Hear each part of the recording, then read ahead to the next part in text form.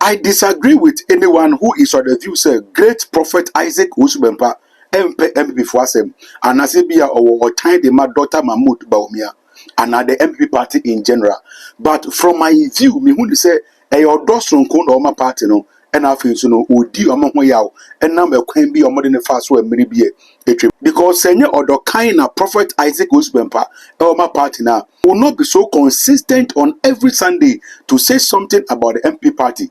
And I'm also persuaded to say Empire Obama NDC and Yura John Mahama Nyinano is just because of Yawa Odiwo MP before because he could have done that in secret. And then a Sunday now Oko Pimo Prophet Isaac Owusu Bempah saw them and then so we did come up. Nebusia bomba we listen a chain bomb be away they can't pay.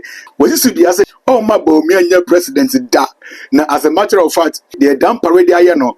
Any their party in the iron no and yet you be to media che Ebusia Prophet Owusu Bempah it didn't come up you message say over subscribe my page you know me at the man so send me up reviews na onsa ebetimi aka Dan pare say ya hye ne say onhwe say obejeli Owusu Bempah ewo akuse ya friend say akuse baby am kosi hospital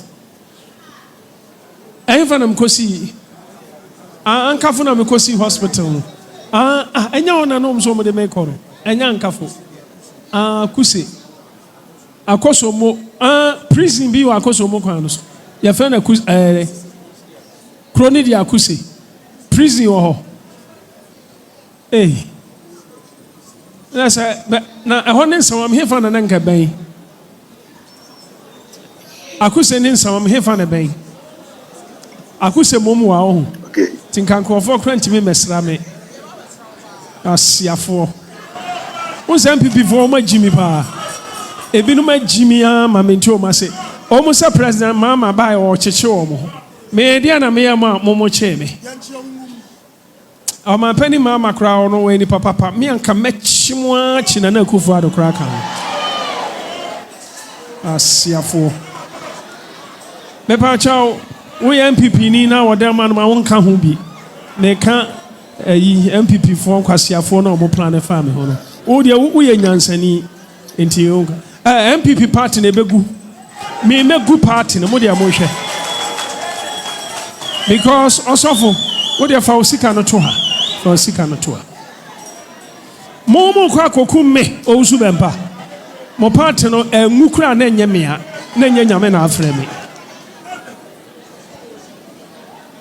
me pa chawo du sika na to ha mom dia me pese me taache mo nsam osofo mo hwe oil mu bo mu mame mo dia me pese me taache mo nsam mo pe na me taache mo nsam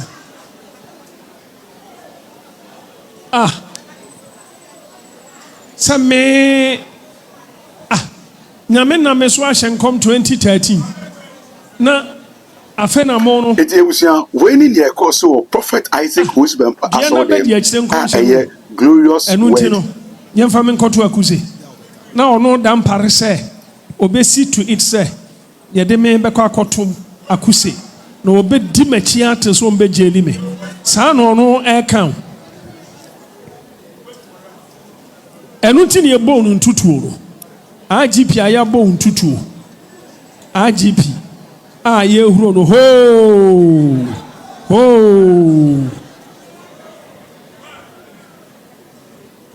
sa ebe mimuna me kasa ya munya na me kasa na enseme ehye mimuna doso moma me nka na bimpie mfiri me munko because nkrofo na me bone ma ye omo papa no mo de bone atwia me papa ye ka what ma say on say ya wonim sa fast na ya pa wonim sa fast na ya na ma ya fasting edu anadwo amena me no ma bompa ya sa for 9 months continuously 3 times a week ewo mi fie ha Mr. Albert wa ha ma sorebra Mr. Albert Honorable Albert sorebra wona do mo bae sorebra Mr. Albert eno koka chantia mabuzi aso osofo na o hyenkom se na kufu ado take lead but ontimi nwini Omi enko hu no ene so mba be hu me no. Mata ache mo nsem. Mo fa sumdie enko transe. Enhyiran ka mo. Enhyiran ka mo. Ah? Brana me for kakra ngusu. Ah, what is say? Waso. I have the office. Honorable anyway. Albert. Ada Ferry. Huh? Miss Albert. Why was I on call for no minimum in ye? Who said you are in a year? Me no me no one a dip him. Why the dip for what you can cry? I am in a dip for. Money man, I'm here. It was when in the course of Prophet Isaac Owusu Bempah as glorious and I mean when you are Baha Nana Kufa the wife or Bahanama me know you're fine. What must ye? First lady a warfare, you're fine. Huh? I feel Muslim de me kwakotum. Can you my penny mama and come to me kotum? Me patch of 500 Ghana for Mumra. We go 500 online for so for moon capture oil no moon touch it. No screen is so 500 cedis Mumra.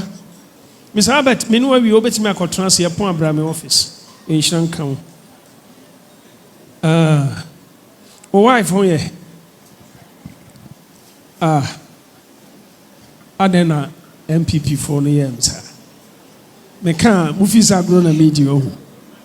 The omo dey me nti dia me soma omo MPP. Okay. Sa 2028 no omo mpa ba bi ntena. Me ka so be man kofa be di matem. Eno kra na me pe. Omo di matem no na me say omo mo. Ha me say omo MPP. Awurade a. Me omo ma hunu se tumi eye Yesu dia ena ode ama me. Adia me MPP for power Ghana krom ha. MPP for and to Hana MPP near and Owusu due because 2028 me be case MPP for you na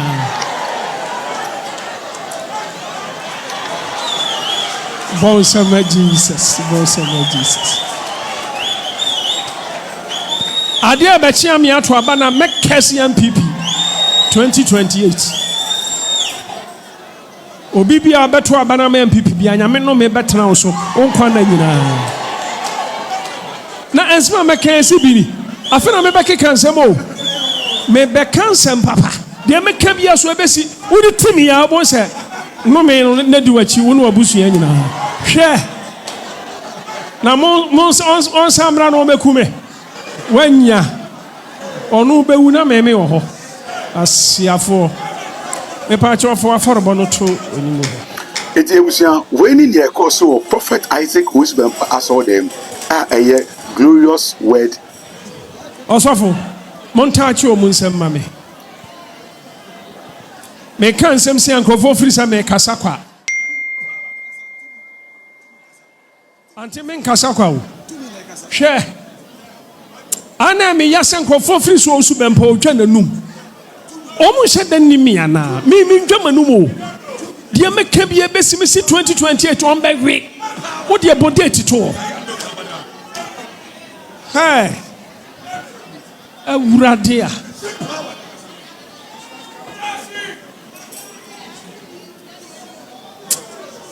me pa cho 200 Ghana also sorry bra wo de wo MPP ni na o makra jai wo MPP na o ma jai Mokra ye mu bibia ye mu hwe semfu akwako enipa ya konchena bompa ya mamu sei Sister Tina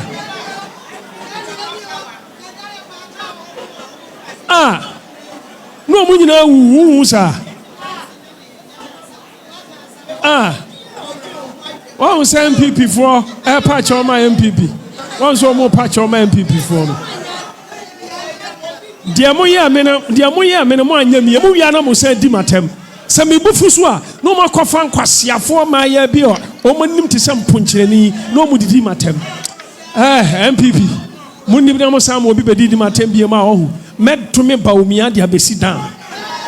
Ene na make kire mo. Mo ye nkwasiafo pa wate. Emmoa. Osofo, monta fasika na to na. Sofo monta chi obi anu mo kotrasa. Stupid people. Asiafo MPP.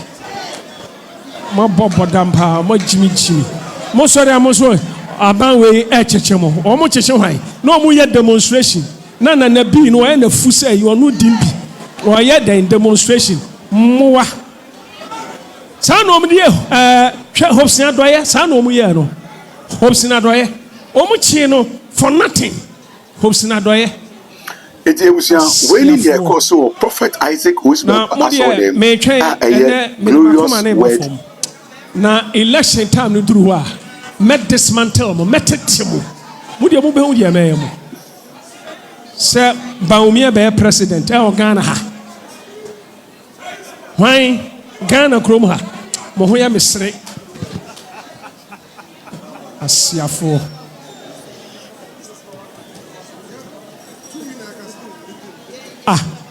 I didn't know somebody handcuff a bomb is a bomb him. I brought drip, a simiso. And I know Mufisa me casa me home family, no Mufisa me buana. So Mufisa da na minti baby I did drip on us. A home no day handcuff na bonnet or said ye chamensa. Me busana or say order from above. And there's also Bempah any hopes in advice. I didn't know more yes officer. No much it was so be shoot. And there's also Bempah who's not doing almost shoot to him. I they almost order from above. Asia order from Munimo Citriso. Asia for Bempah 400 Ghana nebra. 400 Ghana bra. Asia for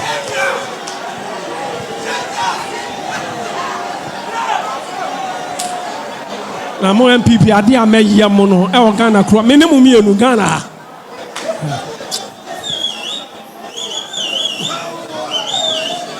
There ma bufu kran sa wo kan o musa di watem. Inse so mbeka sa omu ya sorry. Na ma ba be patch o ye musa di matem. Opposition ho de mo betran ho sa. Na mo mu pese mu fi opposition. Na ho na enkotran ho. Mo mu mpe opposition no ho na pe. E di mu fi se NDC fon fa power ne mamo. No mo mo nkotran opposition. Wenya Edi akonya.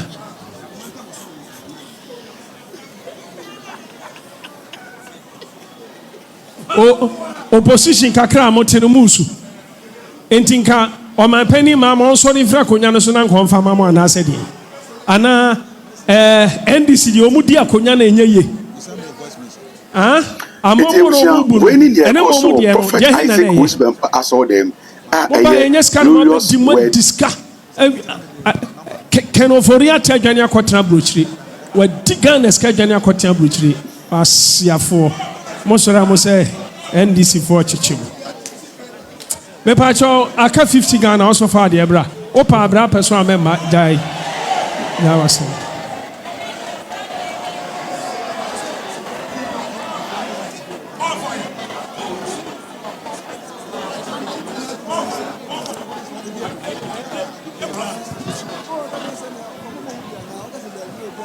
Osofo enu bi na Elijah here you know. Elijah so otwe nunkunu merade. Ano tumi Jezebel. Odumi Jezebel. Wose wo bebo foma man kraman. Anu momoja no mu free say Elijah di agro. Oti ase. She O doji Jehu Nkranta, Elisha Nkrante benyawo. Uhusa. Sa o doji Jehu Nkrante. Mesi Elisha Nkrante beshiawo. Ada na mutiri mo densa. Muye ni pampone forsa.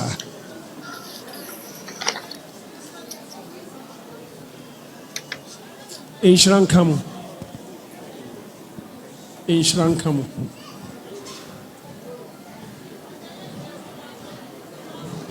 Afei 20 Ghana ne 10 Ghana mosomomra.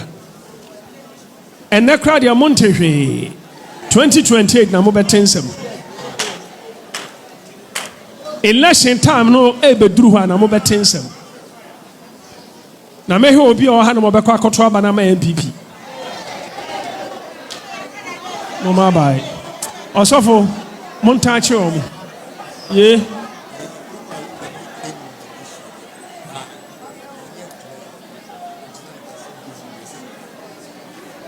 Eti ebusia when in your course so Prophet Isaac Owusu Bempah saw them a glorious word.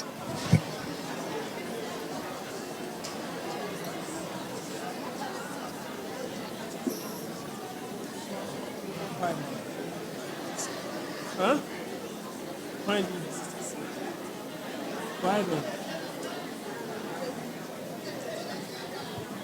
Asofo mo no so na mo ntimi ntache obia. Munya ne ntem.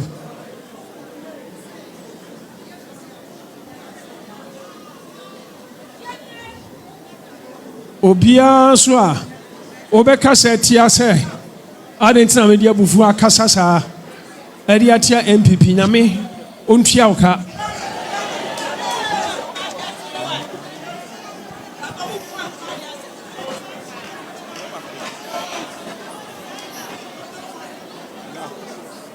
Obi bia so abeka se de Owusu Bempah ya ne se nyo nyame no mentena wo so nkwa na nyina.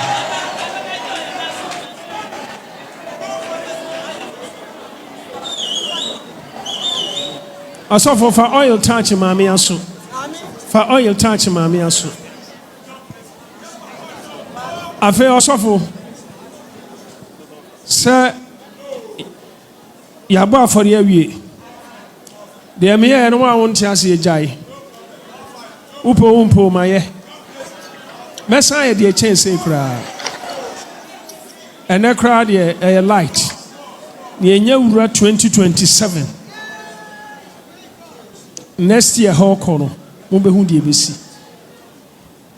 Hona mama MPP for na hu ni say omo party no ekuta ye. Ya ba mu ano. Ye be breaking no na ato atwene. In the name of Jesus. Amen. Ebusia when the course of Prophet Isaac Owusu Bempah saw them now who say a seminar every prophet are not ban who say in seven Emoduye. But Ebusia, personally, I am of the view say Prophet Isaac Owusu Bempah can same way on daily basis just to draw the MPP's attention to any amount na so that they can do everything possible to appease him and also to make him okay. But many of the views say Oma Panicho Bakumi Miensa so chop abea yeah. Prophet Isaac Owusu Bempah tell her demanded some loyalty be so who say I am passing comforting no nana. I don't really know what the great prophet Owusu Bempah wants from the MP party. I'm not following a cool on social media, but I think the contribution of prophet and make it towards the party is so much that the rate to me fee how or Babo and Timber come our party no theater risky the ministry ni mutu when the help of Gunisa to the extent some person want to party kuno. No, it was every day. When in here a cause on social media, I don't know how it's coming to you. Must say the comment section is yours. That's the only way we can know how you are receiving our messages. Please drop a comment there and also press on the subscribe button so that you can get in touch whenever we make any new uploads. Thank you.